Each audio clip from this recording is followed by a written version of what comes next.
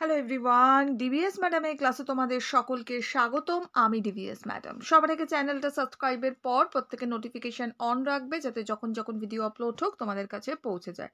আলোচনার বিষয় class 9 Bengali Ilias গল্প লাইন ভিত্তিক আমরা আলোচনা করছি। ঠিক আছে, ইলিয়াস গল্পের বিষয়বস্তু কি আছে সেটা নিয়ে আমরা আলোচনা করছি। ইলিয়াস খুব ইম্পর্টেন্ট একটি গল্প। সো এই গল্পের প্রশ্ন উত্তর যা যা আছে আমি প্রশ্ন উত্তর অলরেডি আলোচনা করে দিয়েছি। যারা দেখোনি এই ভিডিও শেষে অ্যাটাচ থাকবে, সেখান থেকে দেখে নিও বা বাংলার প্লেলিস্ট ভিজিট করে দেখে নিবে। আজকে আমরা ইলিয়াস গল্পটাকে বুঝবো। ঠিক আছে, শুরু করা যাক। ভিডিওটা বেশি থেকে বেশি লাইক শেয়ার করো। আর আমি প্রতিটা গল্প কবিতা যা যা পড়িয়ে দিয়েছি সব প্লেলিস্টে আছে। হিস্ট্রির পড়া, জিওগ্রাফির পড়া, সায়েন্সের পড়া, বাংলার পড়া সব প্লেলিস্টে আছে। প্রতিটা সাবজেক্টের প্লেলিস্ট ভিজিট করে দেখে নিও। দেখো, সবার আগে আমরা একটু লেখক সম্বন্ধে জানবো। খুব অল্প কথা আমি বলবো, লেখক সম্বন্ধে একটু জেনে নেবো, দেন আমরা গল্পে আসবো। ইলিয়াস যে গল্পটি আছে, এই গল্পের লেখককে না লিও তলস্তয়। ওকে, লিও তলস্তয় 1828 খ্রিস্টাব্দে 9 সেপ্টেম্বর তিনি জন্মগ্রহণ করেছিলেন। কোথায় জন্মগ্রহণ করেছিলেন? না, সাবেক সোভিয়েত রাশিয়ার ইয়াসনা গ্রামে। ঠিক আছে, মানে ইয়াসনায় পোলিয়ানায় যেটা বলা হয়, সেখানে তিনি জন্মগ্রহণ করেন। কোথায় বললাম? সাবেক সোভিয়েত রাশিয়ার ইয়াসনায়া পোলিয়ানায় তিনি জন্মগ্রহণ করে। ইয়া হস্যই উন্তেস্তয়াকার, দন্তের শয় নয় আকার উন্তেস্তয় আকার। ঠিক আছে, পোলিয়ানায় তিনি জন্মগ্রহণ করেছিলেন। খুব একটা ভালো পরিবারে তার জন্ম হয়, অর্থাৎ একটা সম্ভ্রান্ত পরিবারের তিনি সন্তান ছিলেন। ওকে, তিনি তার জীবনে অনেক কিছু, ছাত্র অবস্থাতেও তিনি 12 বছর বয়সে তিনি লেখনী ধরেন, অর্থাৎ লেখালেখি তিনি শুরু করে দেন। ঠিক আছে, তার প্রথম সাহিত্যকর্ম ছিল হচ্ছে আমার প্রিয় কাকিমাকে তিনি প্রথম লিখেছিলেন। ওকে, তো যাই হোক, তার কিছু উল্লেখযোগ্য গল্পের কথা আমি বলে দিই। সেটা হচ্ছে ককাস, তার উল্লেখযোগ্য গল্প। এছাড়া বনানী ধ্বংস, ঠিক আছে, হাজি মুরাদ, তারপরে বিলিয়ার্ড খেলার মার্কার, এগুলো ছিল তার উল্লেখযোগ্য গল্প। ওকে, এরপরে আর বেশি কথা বললাম না। তিনি মারা গিয়েছিলেন 1910 খ্রিস্টাব্দে 20 নভেম্বর, 20শে নভেম্বর যাকে বলা হয়। তিনি মারা গিয়েছিলেন 82 বছর বয়সে। তো এতটুকু আমি বললাম। এবার আমি সরাসরি ইলিয়াস গল্পটায় যাব। এই গল্পটা লেখা হয়েছিল 1885 খ্রিস্টাব্দে। এই গল্পটা লিও তলস্তয়ের লেখা যে সিলেক্টেড স্টোরিজ গ্রন্থটা আছে, সেই গ্রন্থের স্টোরিজ অফ ইয়াং রিডার্সের যে অধ্যায়টা আছে, সেই অধ্যায় থেকে নেওয়া হয়েছে। কোন অধ্যায়? স্টোরিজ অফ ইয়াং রিডার্স অধ্যায় থেকে নেওয়া হয়েছে। গল্পের গ্রন্থটার নাম কি? না, সিলেক্টেড স্টোরিজ। ওকে, আর লেখা কবে হয়েছে? 1885 খ্রিস্টাব্দে। কি বলছে? উফা প্রদেশে ইলিয়াস নামক এক বাস্কির বাস করতে। একটু বড় করে দিয়ে দেখতে সুবিধা হবে। তাহলে কি দেখছি আমরা? উফা প্রদেশের ইলিয়াস নামে একজন বাস্কির বাস করতেন। ওকে, কোন প্রদেশে? উফা প্রদেশে। বাস্কির কথাটার মানে কি? বাস্কির কাদের বলা হয়? প্রশ্নটা আসে অনেক সময় আমাদের পরীক্ষায়, যে বাস্কির কারা হয়। দেখো, বাস্কির বলতে বোঝায় রাশিয়ার একটা সম্প্রদায়কে বোঝায়। এই সম্প্রদায়কে বাস্কির বলা হয়। এরা সাধারণত এদের কাজ হচ্ছে পশুপালন করা আর চাষবাস করা। কি বললাম? রাশিয়ার এক বিশেষ সম্প্রদায়কে বাস্কির বলা হয়। এরা তাদের জীবিকা হচ্ছে পশুপালন আর চাষবাস করা। ওকে, ইলিয়াসের বিয়ের 1 বছর পর যখন তার বাবা মারা গেল, তখন সে না ধনী না দরিদ্র। 7টা ঘটকী, 2টো ঘোড়া আর 20টি ভেড়া, এই তার যা কিছু বিষয় সম্পত্তি। অর্থাৎ ইলিয়াস বিয়ের যখন করেছিল, সো বিয়ের 1 বছর পরে তার বাবা মারা গিয়েছিল। ওকে, সেই সময় সে না ধনী না গরিব, অর্থাৎ সে মধ্যবিত্ত আমরা বলতে পারি। সে ধনীও ছিল না, গরিবও কিন্তু নয়। ওকে, তার প্রথম জীবনের বিষয় সম্পত্তি বলে আমাদের প্রশ্নটা আসে, যে তার প্রথম জীবনে বিষয় সম্পত্তি কি ছিল? কি কি ছিল? না, 7টা ঘটকী। 7টা ঘটকী। ঘটকী কাদের বলা হয়? না, এই যে মেয়ে যে ঘোড়াগুলো হয় তাদেরকে আমরা ঘটকী বলে থাকি, বা স্ত্রী যে ঘোড়াগুলো হয় তাদেরকে আমরা ঘটকী বলি। তো 7টা ঘটকী, 2টো গরু আর 20টা ভেড়া তার বিষয় সম্পত্তির মধ্যে ছিল। কিন্তু ইলিয়াসের সুব্যবস্থায় তার সম্পত্তি কিছু কিছু করে বাড়তে লাগলো। ইলিয়াসের সুব্যবস্থায় মানে কি, ইলিয়াস কিন্তু প্রচন্ড পরিশ্রমী একজন ব্যক্তি ছিল এবং সৎ, অবশ্যই সৎ ব্যক্তি ছিল এবং ভীষণ নিষ্ঠা দয়াপরায়ণ একজন ব্যক্তি ছিল, খুব ভালো বিহেভ ছিল, ওনার একটা ভালো মানুষের লক্ষণ ছিল, তো ভীষণ পরিশ্রম করতো। ওকে, সেই জন্য ইলিয়াসের সুব্যবস্থায় তার সম্পত্তি দিনে দিনে কিছু কিছু করে বাড়তে থাকে। সে আর তার স্ত্রী সে আর তার স্ত্রী সকলের আগে ঘুম থেকে ওঠে এবং সকলের পরে ঘুমাতে যায়। সকাল থেকে রাত পর্যন্ত কাজ করে, ফলে প্রতি বছরই তার অবস্থার উন্নতি হতে লাগলো। তাহলে আমরা কি জানতে পারলাম না, তিনি অর্থাৎ ইলিয়াস ও তার স্ত্রী খুব সকালে ঘুম থেকে ওঠে, সবাই ছেলে মেয়ে সবাই ফ্যামিলির ওঠার আগে, এবং সবার লাস্টে তারা কিন্তু ঘুমোতে যায়।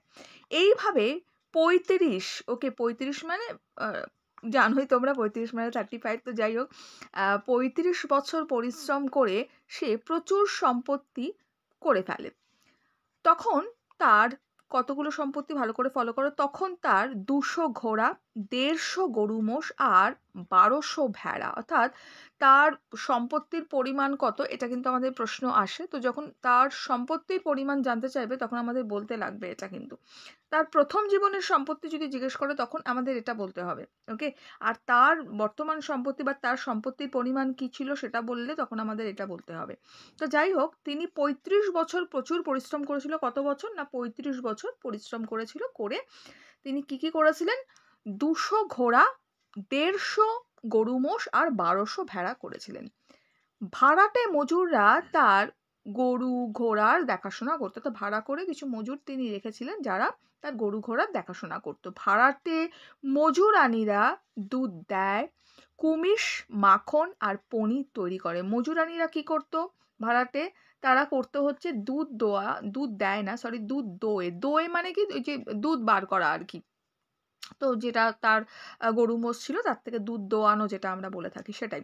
তো দুধ দোয়ে, আচ্ছা, কুমিশ, মাখন আর পনির তৈরি করে। এবার আমি একটু বলবো কুমিশটা কি। আমাদের কিন্তু অনেক সময় আসে যে কুমিশটা কি জিনিস। কুমিশটা বেসিক্যালি এই যে মেয়ে যে ঘোড়াগুলো হয় বা স্ত্রী যে ঘোড়াগুলো হয়, যাকে আমরা ঘটকি বলে থাকি, তো ঘটকির দুধ থেকে তৈরি করা এক ধরনের সুস্বাদু, ওটা একটা পানীয় আমরা বলতে পারি। কি বললাম, ঘটকির দুধ থেকে তৈরি করা এক সুস্বাদু পানীয়কে বলা হয় হচ্ছে কুমিশ। ওকে, তাহলে দুধ দোয়া আর কুমিশ, মাখন পনির জানো তৈরি করা ছিল। এই কাদের কাজ ছিল না, ভাড়াটে মজুরানী, অর্থাৎ স্ত্রী যে মজুরগুলো হয় তাদের, ভাড়াটে মজুরানীদের কাজ ছিল। আর পুরুষ যে মজুরগুলো ছিল, যেটা তিনি ভাড়া করে রেখেছিলেন, তাদের কাজ কি ছিল, গরু ঘোড়াকে দেখাশোনা করা। মোট কথা, ইলিয়াস তখন খুব বোলাও ও সরি পাশে পাশে সকলেই তাকে ঈর্ষা করে। অর্থাৎ ইলিয়াসের তখন খুব বোলাও কথাটা আসে, বোলাও মানে হচ্ছে ভীষণ প্রতিপত্তি যাকে আমরা বলতে পারি, বা খুব যশ খ্যাতি নাম ডাক এসা হয়েছে আর কি। তো মোট কথা, ইলিয়াসের তখন খুব বোলাও, আশেপাশের বা পাশের সকলেই তাকে ঈর্ষা করে মানে হিংসা করে। বলে, ইলিয়াস তো ভাগ্যবান পুরুষ, কোনো কিছুরই অভাব নেই, ওর তো মরবারই দরকার নেই। এই লাইনটা খুব ইম্পর্টেন্ট, পরীক্ষায় আসে, ইলিয়াস তো ভাগ্যবান পুরুষ। ওকে, তাহলে ওর কোনো কিছুর অভাব নেই। এ কথা কেন বলেছিল, কেন এই ধরনের মন্তব্য আশেপাশের লোকজন করত, তো তখন কিন্তু আমাদের এটাকেই বলতে হবে যে তার এই যে 200 ঘোড়া ছিল, 150 গরু মোষ, এই জায়গাটা বলতে হবে। 1200 ভেড়া ছিল, ঠিক আছে, তার বাড়িতে ভাড়াটে মজুররা কাজ করতো, যারা কি করতো না গরু ঘোড়া দেখাশোনা করতো। তার বাড়িতে মজুরানীরা কাজ করতো, যারা দুধ দোয়াতো, কুমিশ, মাখন, পনির তৈরি করতো। তার অবস্থা খুব ভালো ছিল, এই কারণে সকলে তাকে ঈর্ষা করতো এবং এইটাই বলতো ইলিয়াস খুব ভাগ্যবান পুরুষ। তখন এই জায়গাটা আমাদের আলোচনা করতে হবে। ক্লিয়ার? নেক্সট, পরের পাতা কি বলছে দেখো। বলছে, ক্রমে ভালো ভালো লোকের সঙ্গে তার পরিচয় হতে লাগলো। দূর দূরান্ত থেকে অতিথিরা তার সঙ্গে দেখা করতে আসে। সকলকে স্বাগত জানিয়ে সে তাদের ভোজ্য পানীয় দিয়ে সেবা করে।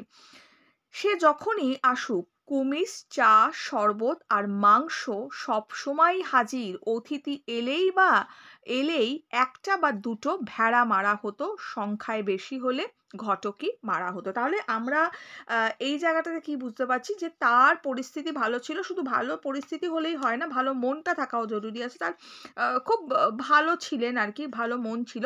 সে কি করতো, যখনই অতিথিরা আসতো দূর দূরান্ত থেকে, তো তাদেরকে খুব ভালো করে সে কি করতো না, সেবা যত্ন তাদেরকে কিন্তু করতো, ঠিক আছে?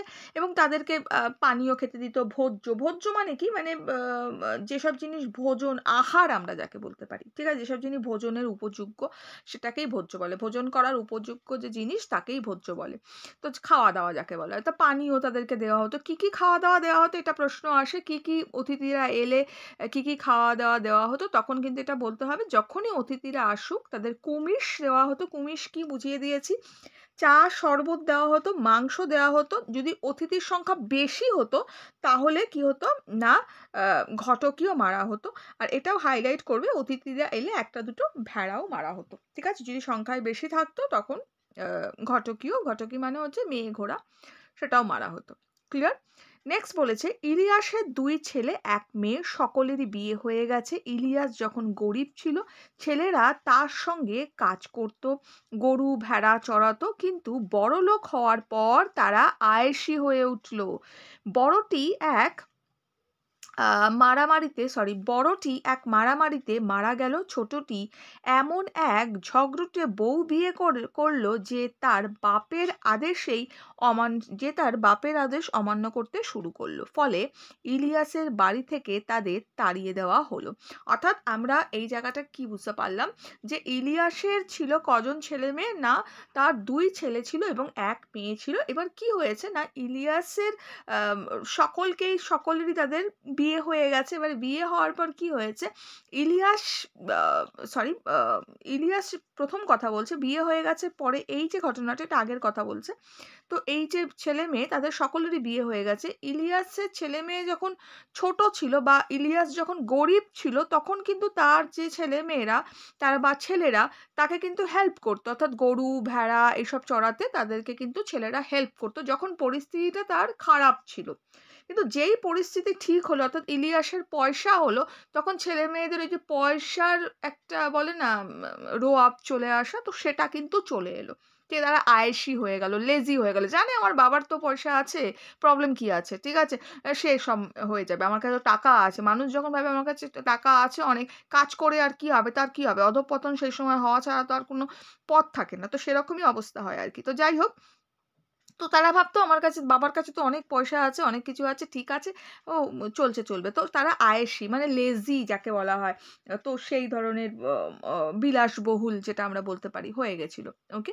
তো ছোট ছেলে বড় ছেলে কি হয়েছিল, মারামারি করতো এখানে ওখানে গিয়ে সবার সঙ্গে এসব করে বেড়াতো। তো এক মারামারিতে মারা গেছে।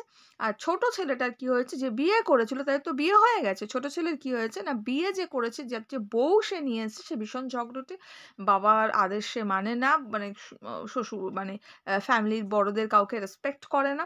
তো এই পরিস্থিতি এতটাই জটিল হয়ে গেছিল, তো ইলিয়াস তখন কি করলো, ছোট ছেলেকে না বাড়ির থেকে বার করে দিল। বাড়ির থেকে বার করে দিয়েছিল ঠিকই, কিন্তু তার যে ন্যায্য পাওনা বা সম্পত্তি যেটা আছে সেটা কিন্তু সে তাকে বুঝিয়ে দিয়েছিল।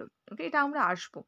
যাই হোক, ইলিয়াস তাকে একটা বাড়ি দিল, কিছু গরু ঘোড়া দিল। ফলে ইলিয়াসের সম্পত্তিতে টান পড়লো, অর্থাৎ ইলিয়াস ছেলেকে যখন আলাদা করে দিল, এখন সাধারণত কি হয় যখন ঝগড়া হচ্ছে তখন ফ্যামিলি তো ডিভাইড হয়েই যায়, তো ছেলেকে তখন আলাদা করে দিল। তো আলাদা যখন করে দিল তখন তাকে কি দিল, একটা বাড়ি দিল আর গরু ঘোড়া দিল। ফলে ইলিয়াসের যে সম্পত্তি ছিল সেটা অনেকটা কমে গেল। তারপরে ইলিয়াসের ভেড়ার পালে মড়ক লেগে অনেকগুলো মরে গেল, ঠিক আছে? তাহলে এবার কি হলো না, একে তো ছেলেকে সম্পত্তি দিয়েছে, তার সম্পত্তি কমে গেছে, তার ওপর কি তার ভেড়ার পালে মড়ক লেগেছে। মড়ক মানে মহামারী যেটা বলতে পারি। ওকে? তো মড়ক লাগে, তার ফলে কি হয়, তার অনেকগুলো সেখান থেকে ভেড়া মারা গেল। ওকে? তারপরে বছর গেল না, তার পরের বছর দেখা গেল দুর্ভিক্ষ। ওকে? এরপরেই দেখো একটার পর একটা প্রবলেম কিন্তু সে ফেস করছে। এরপরে দুর্ভিক্ষ হলো।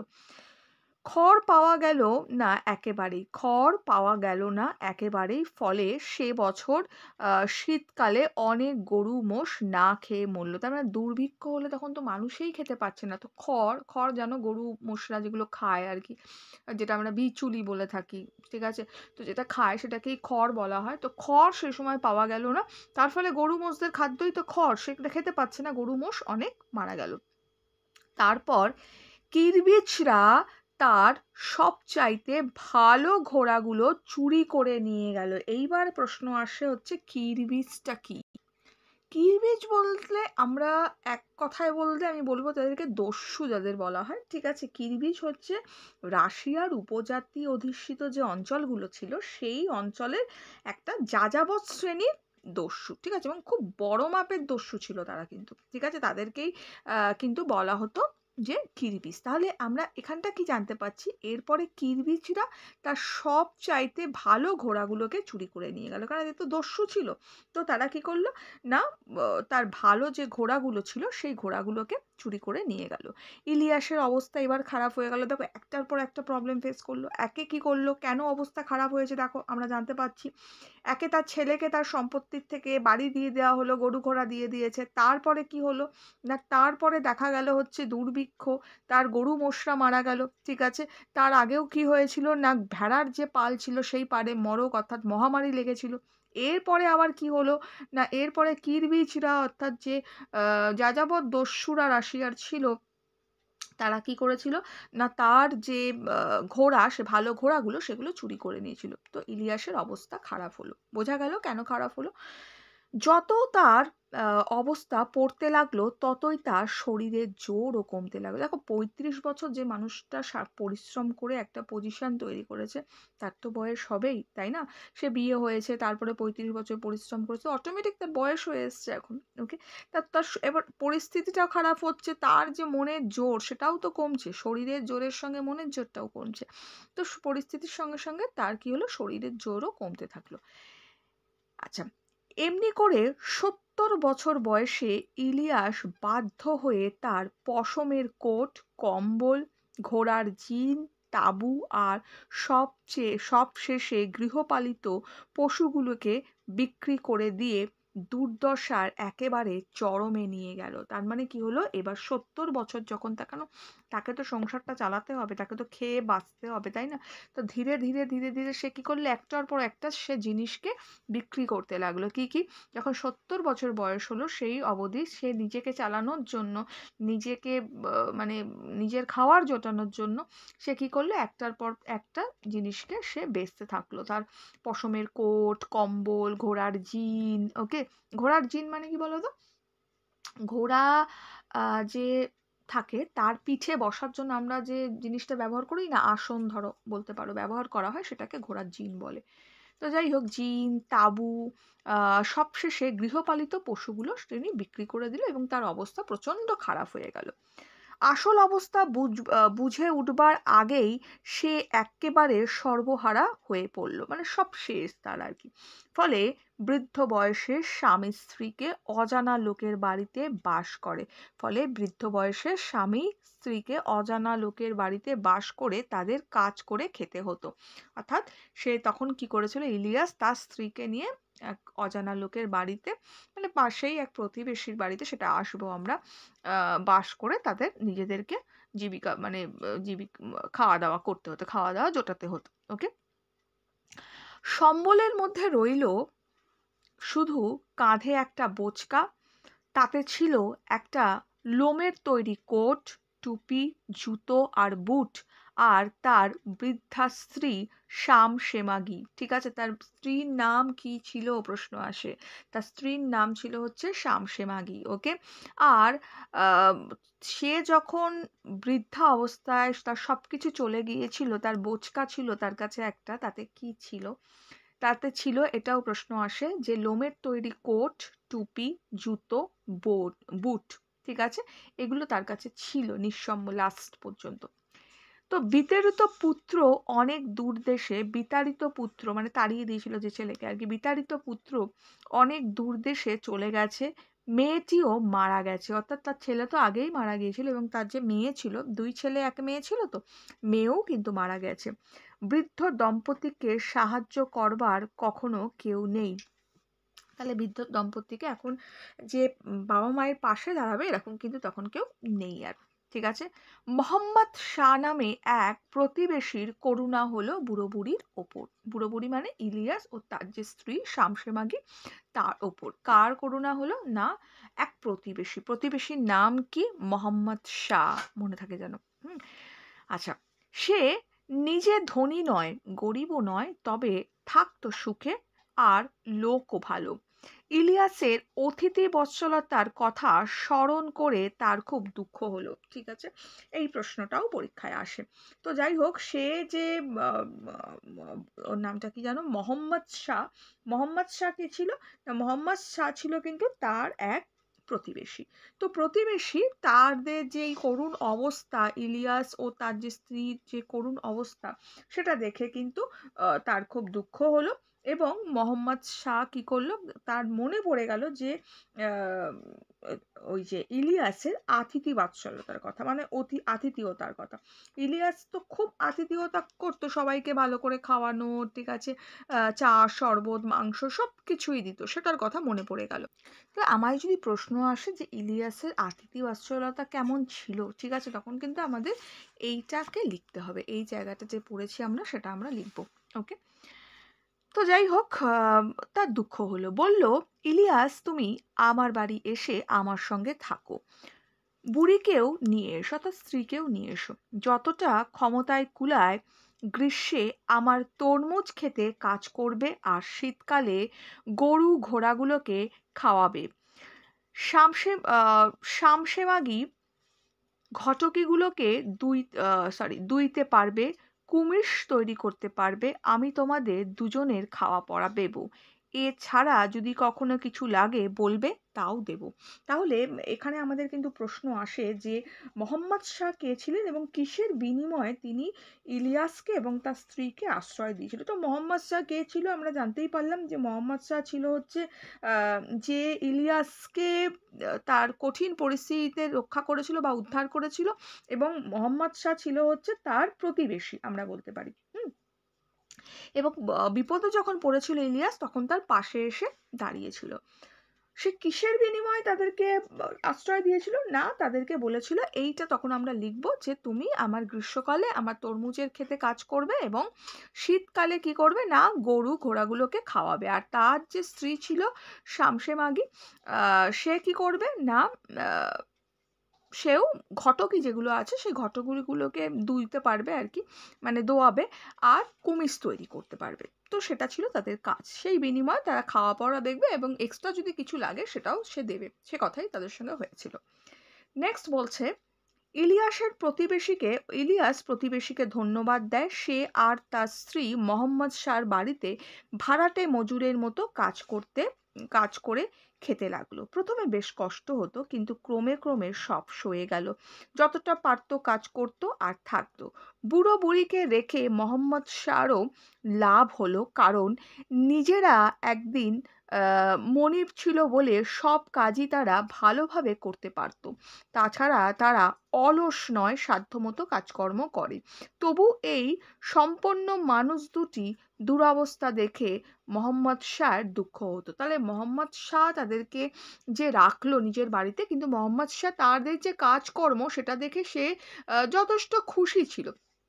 খুশি ছিল বলতে কি, তারা ফাঁকিবাজ নয়, অর্থাৎ তারা সাধ্যমতো পরিশ্রম করে, যেহেতু তারা তার মতে, মোহাম্মদ শাহর মতে, তারা যেহেতু একদিন মালিক ছিল, তো সেজন্য সমস্ত কাজটাই তারা গুছিয়ে করে, তারা জানে সমস্ত কাজকর্ম তারা করে। এছাড়া তারা তোমার ওর নামটা কি জানো, নিজেদের মতো করে রাখে, তাদের সাধ্যমতো কাজকর্ম করে, তো তাদের নিয়ে কোনো সমস্যা তার ছিল না।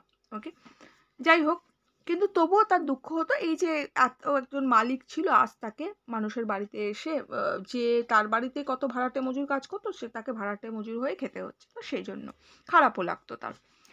একদিন মোহাম্মদ শাহর একদল আত্মীয় অনেক দূর থেকে এসে তার বাড়িতে অতিথি হলো। তাদের মধ্যে একজন ছিল মোল্লা। মোল্লা মানে কি? যারা মুসলমান যে আমরা বলতে পারি আ আ যে আমরা বলতে পারি যে পণ্ডিত যারা হয়, মুসলিম যে পণ্ডিত হয় তাদেরকে আমরা মোল্লা বলে থাকি। তো তাদের মধ্যে একজন ছিল মোল্লা। মোহাম্মদ শাহ ইলিয়াসকে একটা ভেড়া নিয়ে মারতে বলল। ইলিয়াস তার চামড়া ছাড়িয়ে সেদ্ধ করে অতিথিদের কাছে পাঠিয়ে দিল। অতিথিরা খাওয়া দাওয়া করলো, চা খেলো, তারপর কুমিশে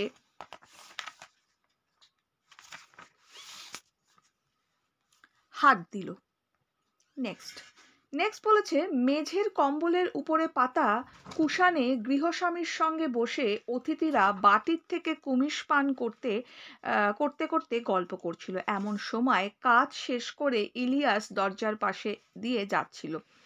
তাকে দেখতে পেয়ে মোহাম্মদ শাহ অতিথিদের বলল, দরজার পাশ দিয়ে যে বুড়ো মানুষটি চলে গেল তাকে আপনারা লক্ষ্য করেছেন কি? তাহলে দেখলাম বাড়িতে যে অতিথি এসেছিল যথারীতি অতিথিতে আপ্যায়ন করা হলো। অতিথিদের বলল ডেকে, যেমন মোহাম্মদ শাহ বলল যে তাদের যেন একটা ভেড়া ছাড়িয়ে দেওয়া হয়, মেরে দেওয়া হয়। তো ভেড়াটা ছাড়িয়ে তাদেরকে পাঠানো হলো, রান্না করে পাঠানো হলো আর কি। খাওয়া দাওয়া হলো, চা খেলো, ঠিক আছে। তারপরে কুমিশ জানো, বলে দিয়েছি কুমিশটা কি। তো কুমিশ খেতে খেতে সবাই আসনের মধ্যে বসে, মাটিতে কম্বল পাতা, তার উপর যে আসন পাতা, সেই আসনে পেতে বসে তারা গল্প করছে। তখন পাশ থেকে কি হয়েছে, কাজকর্ম সব শেষ, এবার ইলিয়াস পাশ থেকে সেখানে ক্রস করছে। তো যখন ইলিয়াস পাশ থেকে ক্রস করছে তখন ওকে দেখিয়ে আর কি মোহাম্মদ শাহ বলছে সকলকে, আপনারা কি এই মানুষটিকে, এই যে বুড়ো মানুষটি গেল, তাকে কি চিনতে পারছেন? একজন বলল, আমি তাকে দেখিনি, কিন্তু ওর মধ্যে বিশেষ করে দেখবার কিছু আছে নাকি? বলছে, আমি কে গেল আমি খেয়াল করিনি, কিন্তু ওর মধ্যে কি কিছু বিশেষত্ব আছে যেটা আমি দেখতে পারি? বিশেষত্ব এই যে একসময় সে এ তল্লাটের সবচেয়ে ধনী ছিল, নাম ইলিয়াস। নামটা আপনার হয়তো শুনে থাকবেন। বলছে যে একটা সময় ছিল যে সময় ওরা, মানে এই যে মানুষটা এ তল্লাটের অর্থাৎ এই অঞ্চলের একজন ধনী ব্যক্তি ছিল, যে ব্যক্তি নাম আমরা বলতে পারি যাকে মোটামুটি অনেকেই চিনত, হয়তো আপনারাও চিনবেন। অতিথি বলল, নিশ্চয়ই, না শোনবার জো কি? লোকটিকে কখনো চোখে দেখিনি, কিন্তু তার সুনাম ছড়িয়েছিল বহুদূরে। বলতে লোকটাকে আমি চোখে দেখিনি, কিন্তু লোকটার যে সুনাম সেটা বহুদূরে পর্যন্ত মানে ছড়িয়ে পড়েছিল। অথচ সুবিস্ময়ে জিভ দিয়ে চকচক সরি অতিথি সবিস্ময়ে জিভ দিয়ে চকচক শব্দ করলো, ঠিক আছে, চুকচুক শব্দ করলো। ঘাড় নাড়তে নাড়তে বলল, সত্যি ভাগ্য যেন চাকার মতো ঘোরে। একদিন উপরে উঠে তো আর একজন তলায় পড়ে যায়। বলছে একজন ওপরে ওঠে তো একজন তলায় পড়ে যায়। আহা, বলুন তো, বুড়ো লোকটা এখন নিশ্চয়ই খুব বিষণ্ণ। তো যাই হয়, মানুষের যেটা আলোচনা হয়ে থাকে যে একজন মানুষের যখন হয়তো বড়লোক মানুষ, সে গরিব হয়ে গেছে বা তার অনেক সম্পত্তি ছিল, তার চলে গেছে, তখন সাধারণ মানুষ সেটা নিয়ে ডিসকাশন করে। হ্যাঁ, সত্যিই তো খারাপ লাগে ওনার জন্য। কারো কোনো কষ্ট হলে মানুষের মানবিকতা বলে তো একটা জিনিস থাকে, তো এখনো আমাদের আছে সেটা। তো যাই হোক, আমাদের খারাপ লাগে কারো কিছু খারাপ হলে। তো ভদ্রলোকের এত পয়সা ছিল, আসছে লোকের বাড়িতে কাজ করে খাচ্ছে, তো সেটা দেখে তাদের খারাপ লাগলো। তারা বলে না, মুখ থেকে শব্দ হয় না, কি হলো, মানে এরকম একটা শব্দ করে না, সেরকম চুকচুক শব্দ করলো, করে ঘাড় নাড়তে নাড়তে বললো, সত্যি ভাগ্যের কি পরিহাস, কেউ ওপরে উঠছে কেউ নিচে নামছে। আজকে সে বিষণ্ণ লোকটি, আজকে তার কাছে টাকা নেই, অথচ ভালো মানুষ ছিল, সেটাই বলছে। কি জানি, খুব চুপচাপ আর শান্ত হয়ে থাকে, কাজও করে ভালো। অতিথি বলল, লোকটির সঙ্গে একটু কথা বলতে পারি কি? জীবন সম্পর্কে ওর কিছু জিজ্ঞাসা করতে চাই আমি। বলছে, তখন অতিথি যে এসেছিল সে বলছে, লোকটার সঙ্গে কি একটু কথা বলতে পারি? জীবন সম্পর্কে ওনার থেকে একটু কিছু জিজ্ঞাসা আছে আমার, যে জানতে চাই ওনার সম্বন্ধে। গৃহস্বামী বলল, নিশ্চয়ই পারেন। তারপর তাঁবুর বাইরে গিয়ে ডাকলো, বাবাই। কি বলে ডাকতো তাকে? বাবাই বলে ডাকতো, কিন্তু মনে থাকে জানি ইলিয়াসকে তোমাদের মোহাম্মদ শাহ বাবাই বলে ডাকতো। তো বাবাই, একবার এদিকে এসো তো, তোমার বুড়িকেও সঙ্গে নিয়ে এসো। তো আমার বুড়িকে মানে তোমার স্ত্রীকে আর কি।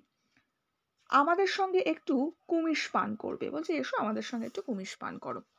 নেক্সট, ইলিয়াস আর তার স্ত্রী এলো। ইলিয়াস অতিথি ও গৃহস্বামীকে নমস্কার করলো, প্রার্থনা করলো। তারপর দরজার পাশে এক কোণে বসলো। তার স্ত্রী পর্দার আড়ালে গিয়ে কর্ত্রীর পাশে বসলো। তার মানে তারা এলো এবং এসে গৃহস্বামীকে যে বেসিক রেসপেক্ট দেওয়া হয় সাধারণ মানুষকে, সেটা কিন্তু সে দিল। সে গিয়ে তারকে নমস্কার করলো এবং নমস্কার করে পাশে গিয়ে তার স্ত্রী গৃহকর্ত্রীর পাশে বসলো, আর সে কিন্তু বসলো কি না, দরজার কোণে গিয়ে বসলো।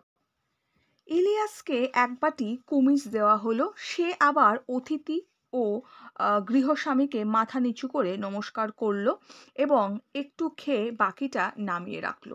তাহলে এটা কিন্তু আমাদের প্রশ্ন আসে অনেক সময় যে মোহাম্মদ স্যারের বাড়িতে যে অতিথিরা এসছিল সেই অতিথিদের সঙ্গে ইলিয়াসের ব্যবহারটা কিরকম ছিল। তো আমরা এটা সিম্পলি বলতে পারি সরি আমরা সিম্পলি বলতে পারি যে অতিথিরা যখন তার বাড়িতে এসেছিল তার সঙ্গে কিরকম ব্যবহার করতো না, সে তাদেরকে যথেষ্টভাবে নমস্কার করেছিল। এসে তাকে যখন গৃহকর্তা বাবাই বলে ডেকেছিল, সে ঘরে ঢোকে এবং প্রথমে তাদেরকে নমস্কার করে, ঠিক আছে, ঘরে প্রবেশ করার পর, ঠিক আছে। আবার যখন অতিথিরা তাকে কুমিজ দেয় তারপরেও তাকে কিন্তু আবার নমস্কার করে। যে তার অতিথিদের প্রতি যে ব্যবহার ছিল সেই ব্যবহারের মধ্যে তার যে সৌজন্যতা বোধ বা সৌজন্য এবং সৎ ব্যবহার, সেটা কিন্তু প্রকাশ পেয়েছিল। যাই হোক, আচ্ছা, বাটিটা নামিয়ে রাখে, খানিকটা পান করে নামিয়ে রাখে। অতিথিরা তাকে জিজ্ঞাসা করলো, আচ্ছা বাবাই, আমাদের দেখে তোমার অতীত জীবনের সুখ সমৃদ্ধির কথা স্মরণ করে এবং এখনকার দুরবস্থার কথা ভেবে একটু কষ্ট হচ্ছে তাই না, খুব কষ্ট হচ্ছে তাই না। তাহলে বললো, তারা প্রশ্ন করলো যাকে যে তোমার যে আগের পরিস্থিতি ভালো ছিল, আজকে তোমার বাড়িতে অতিথি আসতো কত, তুমি অতিথিকে আপ্যায়ন করতো, কারণ তার বাড়িতে যখন অতিথি আসতো সে তো খুব ভালো করে আপ্যায়ন করতো। তো আজকে লোকের বাড়িতে অতিথি এসছে এবং তার মোটামুটি চেনা জানা তারা এসছে, তাদেরকে আপ্যায়ন করছে, তো তার সেই কাজটা সে করছে যেটা তার বাড়িতে হতো, সেই কাজটাই তাকে করতে হচ্ছে। সে 10টা লোককে খাওয়াতো, আজ তাকে লোক খাওয়াতে হচ্ছে। মানে তো আগে মালিক হিসাবে খাওয়াতো, এখন ভৃত্য হিসাবে সে খাওয়াচ্ছে আর কি, মজুর হিসাবে খাওয়াচ্ছে। তো যাই হোক, তার খারাপ লাগছে, সেটাই বোঝাতে চাইছে ওরা আর কি। তো যাই হোক, তোমার খুব কষ্ট হচ্ছে তাই না। ইলিয়াস হেসে বলল, সুখ দুঃখের কথা যদি বলি আপনারা হয়তো আমার কথা বিশ্বাস করবেন না, বরং আমার স্ত্রীকে জিজ্ঞাসা করুন। তিনি মেয়ে মানুষ, তার মনেও যা মুখেও তাই। এ বিষয়ে তিনি পুরো সত্য বলতে পারবেন। ঠিক আছে, এটা কিন্তু খুব ইম্পর্টেন্ট প্রশ্ন। এই প্রশ্নটা কিন্তু পরীক্ষায় আসে। ওকে, ভালো করে শোনো, দেন আমি বলছি। অতিথি তখন পর্দার দিকে তাকিয়ে বলল, আচ্ছা ঠাকমা, আগেকার জাস্ট আ সেকেন্ড ঠাকমা, আগেকার সুখ আর এখনকার দুঃখ সম্পর্কে তোমার মনের কথাটা বলো তো। এইবার ভালো করে শোনো। বলছে, পর্দার আড়াল থেকে শামসে মাগি বলতে লাগলো, এই হলো আমার মনের কথা। 50 বছর এই বুড়ো আর আমি একত্রে বাস করছি। সুখ খুঁজেছি কিন্তু কখনো পাইনি। আর আজ এখানে এই আমাদের 2য় বছর, মানে সেকেন্ড ইয়ার আর কি, ওরা রয়েছে এখানে। যখন আমাদের কিছুই নেই, যখন আমরা ভাড়াটে মানুষের মতো বেঁচে আছি, তখন আমরা পেয়েছি সত্যিকারের সুখ। আজ আর কিছুই চাই না। ঠিক আছে, তাহলে শামসে মাগিকে কিন্তু তোমার কি জিজ্ঞাসা করেছিল এবং আনসারটা কি দিয়েছিল আমরা কিন্তু পেলাম। ঠিক আছে, তাহলে আমি এখানে যদি আমাকে প্রশ্ন আসে, এইভাবে হয় প্রশ্ন যে যখন অতিথিরা ব্যঙ্গাত্মে বা হেসে যখন বলেছিল যে তোমাদের যে এই দুরবস্থা ভেবে তোমাদের কষ্ট হচ্ছে না, ঠিক আছে, আমাদের সমৃদ্ধি, আমাদের সুখ এবং তোমাদের যে দুরবস্থা, সেই দুরবস্থা দেখে তোমাদের কষ্ট হচ্ছে না, ঠিক আছে। তখন তার প্রতি উত্তরে ইলিয়াস কি জবাব দিয়েছিল, তখন সে বলেছিল, আমার স্ত্রীকেই জিজ্ঞেস করে নিন, তার সত্যি আমরা কিরম অবস্থায় আছি, কারণ সে মেয়ে মানুষ, সে মিথ্যে কথা বলবে না, তার মনেও যা আছে মুখেও তাই আছে। এবং তখন তার স্ত্রী কি বর্ণনা করেছিল সেটা কিন্তু আমরা এই গল্পের মাধ্যমে জানতে পারি। অনেক সময় প্রশ্নটা এভাবেও আসে যে শামসে মাগিকে সুখ দুঃখের কথা অতিথিদের সামনে কেন বলতে বলা হয়েছিল, ঠিক আছে, কারণ তার মনেও যা আছে মুখেও তাই আছে। সে 50 বছরে কি পেয়েছে, কারণ তার স্বামী তার সাথে থাকে, সে জানে সে শামসে মাগি আজকে খুশি আছে, তো সেই জন্য সেটাই তাকে বর্ণনা করতে দেওয়া হয়েছিল। ওকে, নেক্সট নেক্সট কোথায়? অতিথিরা বিস্মিত, গৃহস্বামীও বিস্মিত। গৃহস্বামীও বিস্মিত। সে উঠে দাঁড়ালো, পর্দা সরিয়ে বুড়ির দিকে তাকালো। দু হাত ভেঙে বসে সে স্বামীর দিকে চেয়ে হাসছে, স্বামীও হাসছে। এই প্রশ্নটাও আসে যে স্বামীও হাসছে, স্বামী কে, তার হাসির কারণ কি? ঠিক আছে, খুব ইম্পর্টেন্ট। তো বুড়ি আবার কথা বলল, আমি সত্যি কথাই বলছি, তামাশা করছি না। অর্ধ শতাব্দী ধরে আমার সুখ খু- সরি আমরা অর্ধ শতাব্দী ধরে আমরা সুখ খুঁজেছি। যতদিন ধনী ছিলাম কখনো সুখ পাইনি, কিন্তু আজ এমন সুখের সন্ধান আমরা পেয়েছি যে আর কিছুই আমরা চাই না। অর্থাৎ দেখো, তাদের যখন পয়সা ছিল তো তাদের জীবনে অনেক টেনশন ছিল, এই আজকে আমাদের এইটা দরকার, কালকে এইটা দরকার, এর জন্য আমাকে এই টাকা রোজগার করতে হবে, আজকে ঘোড়াগুলোকে ঠিক করে রাখতে হবে, ভেড়াগুলোকে ঠিক করে রাখতে হবে, হাজার একশোটা টেনশন ছিল। আজকে তাদের দায় দায়িত্ব নেই, হাজব্যান্ড ওয়াইফ রয়েছে, অর্থাৎ ইলিয়াস তার স্ত্রী শামসে মাগিকে নিয়ে রয়েছে।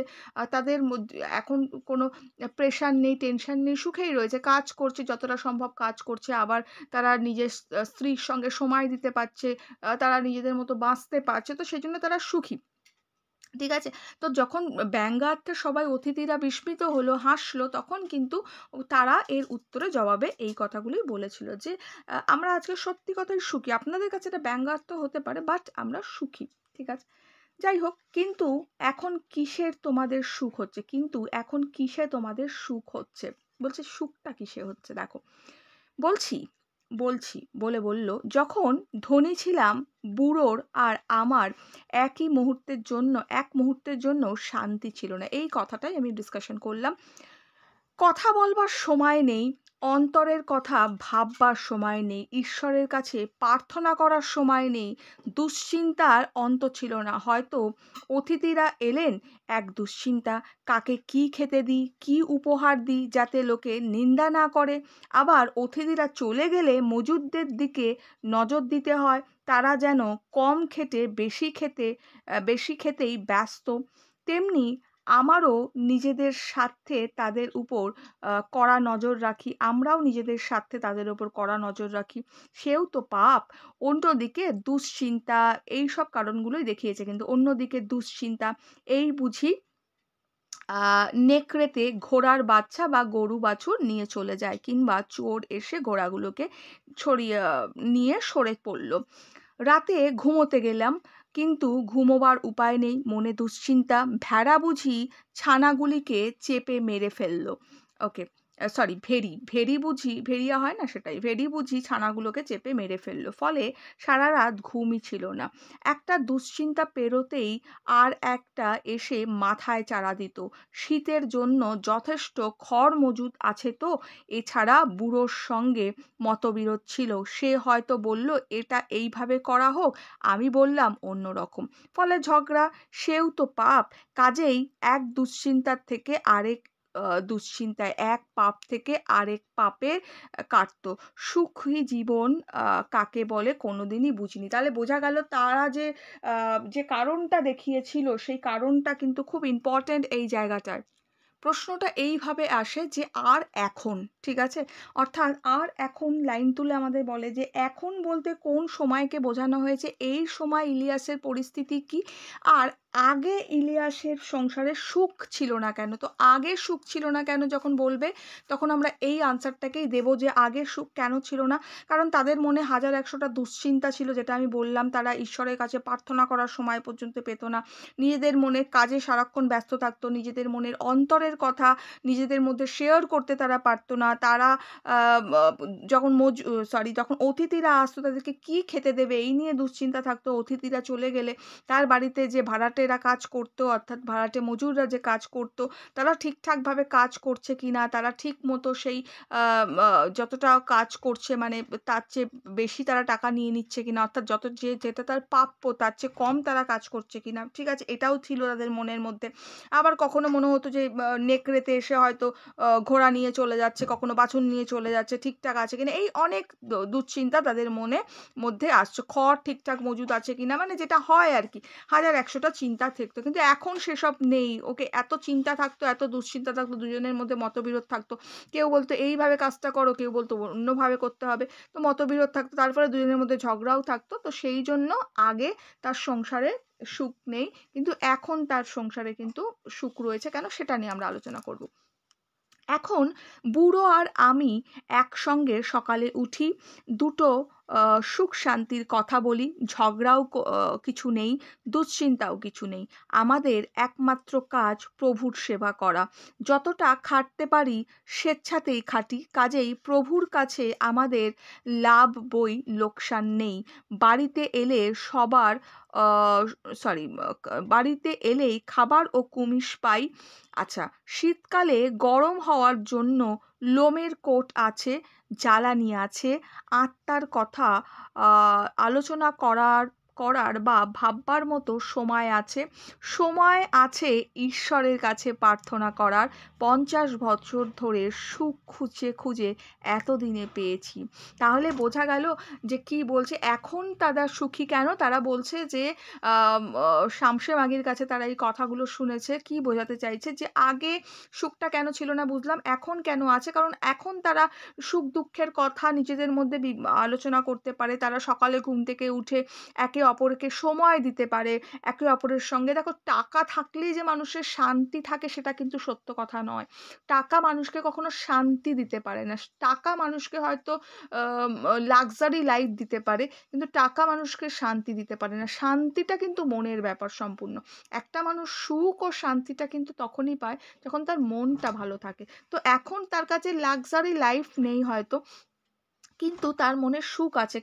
সে তার স্বামীর সাথে বসে সুখ দুঃখের দুটো কথা বলতে পারছে, তাদের মধ্যে কোনো ঝগড়া নেই, তারা নিজেদের মতো কাজ করছে, তাদের যে মালিক অর্থাৎ প্রভু তাদের সেবা করছে, এবং তারা বাড়ি যখন ফিরছে কাজকর্ম করে খাবার পাচ্ছে, কুমিশ খেতে পাচ্ছে। শীত যখন পড়ছে তাদের কাছে কোট রয়েছে, সেই কোটটা তারা পাচ্ছে, হাত টাত সেকার জন্য জ্বালানি তারা পাচ্ছে। এছাড়াও কি হচ্ছে না, তারা ঈশ্বরের প্রার্থনা, যে প্রার্থনা করার সময় পেত না, ঈশ্বরের প্রার্থনা সে করতে পারছে। ওকে, তো 50 বছর ধরে তারা সুখ খুঁজেছে দাম্পত্য জীবনে নিজেদের, কিন্তু তারা সুখ পায়নি। তাদের নিজেদের পুরো জীবনে 50 বছর ধরে তারা সুখ খুঁজেছে, কিন্তু তারা পায়নি। আজ কিন্তু তারা সেই সুখটা পেয়েছে। অতিথিরা হেসে উঠল, কিন্তু ইলিয়াস বলল, বন্ধুগণ হাসবেন না। এটাও খুব ইম্পর্টেন্ট প্রশ্ন। এটা তামাশা নয়, এটাই মানুষের জীবন। আমার স্ত্রী আর আমি অবুঝ ছিলাম, তাই সম্পত্তি হারিয়ে কেঁদেছিলাম, কিন্তু ঈশ্বর আমাদের কাছে সত্যকে উন্মুক্ত করেছেন। আর সে কথা যে আমরা আপনাদের বলতাম তা ফুর্তির জন্য নয়, আপনাদের কল্যাণের জন্য। ঠিক আছে, আম বলছে যে আপনার তখন কি করছে না, ওরা হাসছে সব কথাবার্তা শুনে, যে এত সুখে থাকতো, শান্তিতে থাকতো, এখন নেই বলে বোধহয় এই ধরনের কথাবার্তা বলছে, তাই তো? তো বন্ধুরা হাসবেন না, এবং এই প্রশ্নটা আসে, বন্ধুরা হাসবেন না, এ কথা কে কেন বলেছিল? ঠিক আছে, তো এ কথা কে বলেছিল? অবশ্যই ইলিয়াস বলেছিল। ইলিয়াস কেন বলেছিল? কারণ ইলিয়াস তার জীবনের সুখ দুঃখের যে উত্থান এবং পতন দুটোই কিন্তু সে দেখেছে। একসময় সে প্রচুর ধনী ছিল, তার কাছে প্রচুর সম্পত্তি ছিল, তার কাছে মানে ঘোড়া ভেড়া সব ছিল, ওকে, ছেলে মেয়ে সব ছিল, কিন্তু আজ কিন্তু তার কাছে সেই সময় সে কিন্তু সুখ পায়নি। কেন সুখ পায়নি সেটা আমরা জেনেছি, সুখ পায়নি, কিন্তু আজ তার কাছে কিছু নেই। সে আজ বৃদ্ধ, কিন্তু মোহাম্মদ শাহর বাড়িতে সে আশ্রিত, সে কাজ করে খাচ্ছে, কিন্তু সে সুখের সন্ধান পেয়েছে। সে সময় মতো ঠাকুর দেবতার পুজো করতে পারছে, সে প্রভুর তার স্ত্রীর সঙ্গে সময় দিতে পারছে, সে খাচ্ছে, পরিশ্রম করছে, প্রভুর সেবা করছে, আবার বাড়ি ফিরে খাবার পাচ্ছে, সে খাচ্ছে। তো তার জীবনের যতটুকু বেঁচে থাকার জন্য দরকার সে সবটুকু পাচ্ছে, এবং তার মনে শান্তিও রয়েছে, তো সে সুখে রয়েছে। এই জন্যই সে বলেছে বন্ধুরা হাসবেন না। এ কথা কেন বলেছেন সেটা আমরা বুঝতে পারলাম। ওকে, কারণ মানুষের জীবনে এরম ঘটনা হতেই পারে, যে কোনো মানুষের সঙ্গেই কিন্তু হতে পারে। আজ সেই অর্থ মানে যখন তার কাছে অর্থ ছিল তখন কিন্তু সে সুখ পায়নি। আজ তার কাছে অর্থ নেই, ঠিক আছে, কিন্তু সুখের সন্ধান সে পেয়েছে। আর এই কথা শুনে অতিথিরা যখন হাসলো, তখনই তাদের উদ্দেশ্যে ইলিয়াস কিন্তু এই কথাটা বলেছিল। তখন মোল্লা বলল, মোল্লা মানে মুসলিম পণ্ডিত, আমি বলেছিলাম, এটা খুবই জ্ঞানের কথা। ইলিয়াস যা বলল সবই সত্য। সত্য আর পবিত্র গ্রন্থে লেখা আছে। পবিত্র গ্রন্থ কি না, কোরআন একটা পবিত্র গ্রন্থ, ঠিক আছে। মুসলমানদের পবিত্র গ্রন্থ হচ্ছে কোরআন। তো যাই হোক, পবিত্র গ্রন্থে লেখা আছে। শুনে অতিথিরাও ভাবতে বসলো। অতিথিরাও ভাবলো, সত্যিই তো, সুখটা কি আর টাকা দিয়ে কেনা যায়? কখনো টাকা দিয়ে কেনা যায় না। সুখটা কিনতে গেলে কিন্তু কেনা যায় না। তাকে সুখটা মনের ব্যাপার। যখন একটা মানুষ সমস্ত কিছু কোনো কিছু লোভ থাকে না, সে নিজের মতো নিজের জীবনটাকে শান্তিতে বাঁচতে শেখে, তখনই সে কিন্তু সুখ পায়। ঠিক আছে? যেটা আমরা ইলিয়াস গল্পে পেলাম। তো যাই হোক, তো ইলিয়াস গল্পে অতিথিরা কখন কেন ভাবতে বসলো? যখন ইলিয়াসের কথাগুলো বলেছিল এবং তার কথার সঙ্গে মোল্লা যখন বলল যে, হ্যাঁ, ধর্মগ্রন্থেও এটাই লেখা আছে যে সত্যি যে মানুষের সত্যি জীবনটা অনেকটা কঠিন। ঠিক আছে? মানুষ জীবনটাকে যদি আ এটাই জীবনের সত্যতা। ঠিক আছে? যখন এই কথাটা জানতে পারল যে একটা আ কাহিনী মানে লাইফের ঘটনা একটা মানুষের মুখ থেকে যখন জানতে পারল কঠিন সত্য জীবনে যে পয়সা থাকলে সুখ হয় না, সেটা যখন জানলো এবং মোল্লা যে ঘটনাটা তাকে বলল, সেটা যখন জানলো, তখনই তার মনে এটা এলো। যে এত বড় একটা উত্থান পতনের ঘটনা তারা জানতে পারল যে সুখটা সত্যিই মানুষের অন্তরের ব্যাপার, তাই না? পয়সা থাকলেই সুখী হওয়া যায় না। এটাই কিন্তু ঈশ্বরের সেবাতেই সুখ, এই কথাটাই যখন মোল্লার মুখে শুনল, তখন তাদের বিশ্বাস হলো আরকি। তো যাই হোক, এই গল্পটা ভালো করে পড়ো, প্রশ্ন উত্তর দিয়েছি, সেটা ভালো করে ফলো করো। এখনের জন্য এটুকু। বন্ধুদের সঙ্গে শেয়ার করো, লাইক করো। খুব ভালো থেকো। কেমন লাগলো গল্পটা জানিও। টাটা।